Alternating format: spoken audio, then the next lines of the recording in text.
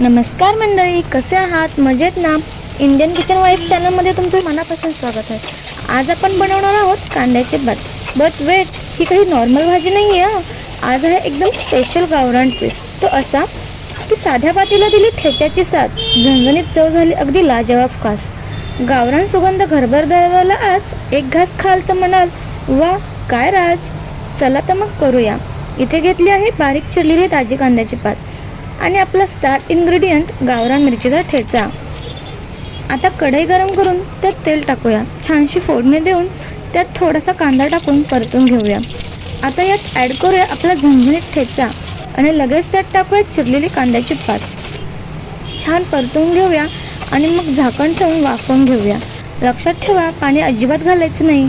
कांद्याच्या पातीचं स्वतःचं पाणी सुटतं आणि त्यातच ती छान शिजते.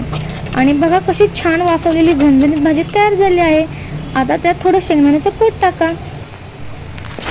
अशी झणझणीत चविष्ट आणि मनापासून केलेली रेसिपी पाहायची असेल तर आता लगेच व्हिडिओला लाईक करा, शेअर करा तुमच्या भूक मित्रांबरोबर आणि इंडियन किचन वाईफ चॅनलला सबस्क्राईब करा.